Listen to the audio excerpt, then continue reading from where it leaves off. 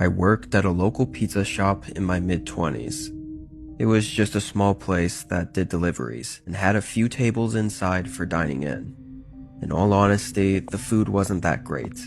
The only thing that was really special about the place was that it was open 24/7, so any not-so-sober people would usually come in all throughout the night.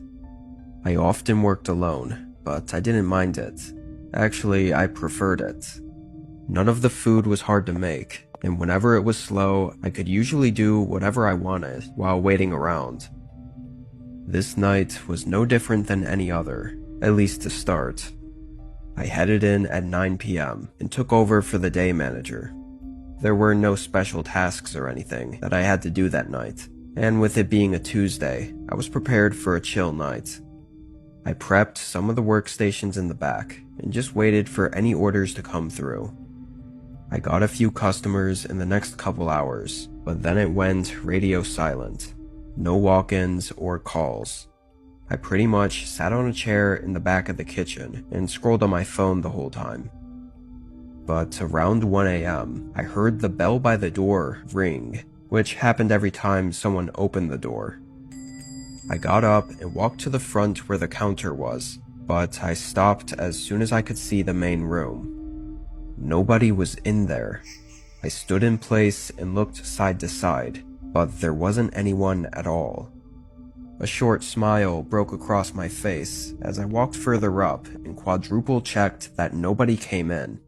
I found it funny, like I must have been so used to hearing that sound all night long that my brain was playing tricks on me now. Being sure it was nothing, I went back to my chair in the kitchen. I really didn't think about it at all after that. For the next 15 minutes, there were still no calls or customers, until I heard the bell ring again.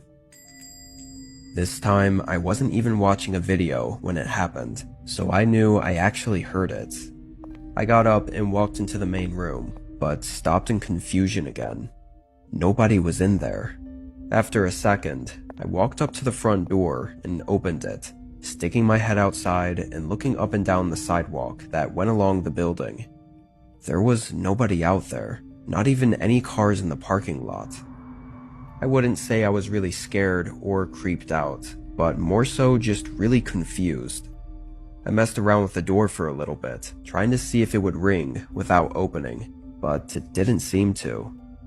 This was really weird, but I didn't know what else to do about it. I stayed up front for a while, at least 30 minutes, waiting for the door to ring again, but it never did, so I went back to the kitchen. It was between 2 and 3 a.m., which was always the slowest time of the night. Unsurprisingly, once I was in the back again, only a few minutes went by before the door rang again. This time, I stayed sitting and listened for anyone. I didn't hear anything, but just to be safe, I called out, "Hello? Is someone out there?" I got no response. I figured it was just the door doing whatever the hell it was doing, so I just ignored it and stayed back and continued on my phone. Somehow, there wasn't a single customer for a whole hour after that, so basically the past 3 hours were completely dead. It was 4 a.m., so for my last hour, I had to start prepping everything for the next shift. I got up and went to the front. I started counting the register from the few orders I had at the beginning of my shift, but while I was there, I felt strange. Something just felt off. I kept looking up at the empty room ahead of me and back at the kitchen behind me, feeling like I was being watched or something. I thought it was just the unusual nature of the night I was having, with the door and everything. I was just thankful my shift was over soon. Another couple minutes went by when I suddenly heard a thump on the floor behind me. It was just like a boot stepping on the ground, which instantly sent a chill through me and made me quickly turn around. I felt my breath leave my lungs. There was a man standing just 5 or 6 feet away from me. He had all black, ripped up clothes and a hoodie draping over his face, stopping just above his eyes. His eyes were bloodshot and hollow. I don't know if he was drunk or high or what, but he clearly wasn't sane right now. Then I saw his left hand was holding a knife. His knuckles were white from how tightly he was clenching it. I stayed motionless, trying not to escalate anything, but after several seconds of him not making a move and just staring at me, I decided to speak. "Hey, listen, you can have the cash from the register. I won't say anything. Please just let me go," I said, trying to say anything I could to get out of this. He just stood there though, still clenching the knife and having that 1,000-yard stare. Honestly, I think I was even more terrified because he clearly wasn't some normal guy. There was no predicting what he might do.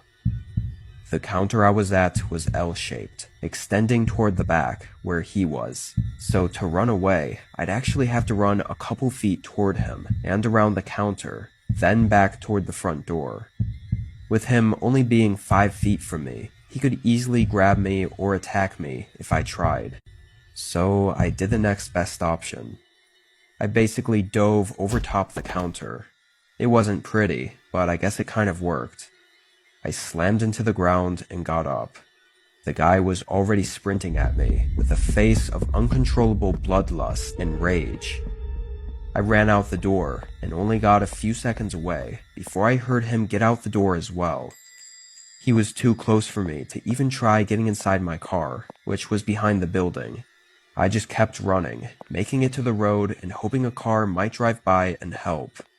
But at some point, he stopped chasing. I don't know when, because I was so focused on sprinting and not looking back. I called the cops and waited at the road for them to get here. It took about 5 minutes. The guy was gone, but I guess after chasing me, he went back inside the shop and just demolished the place. Everything was trashed, and he left out the back door, where he then scraped his knife all over the side of my car. It's likely he was watching me inside the shop through the windows from a distance and using the door as a distraction, hoping to slip in without being noticed. Admittedly, it worked perfectly, which makes me feel pretty dumb. It's also pretty creepy knowing that there was about an hour gap between the last time the door rang and when I saw him, so he was probably hiding inside the shop that whole time. It's really strange though, because I really had no idea who he was. I really thought he was just some random guy, but his actions seemed oddly directed toward me. Maybe it was just a wrong place, wrong time sort of thing. I don't know. They never found him. I didn't stay working there very long after that, fearing that he might come back.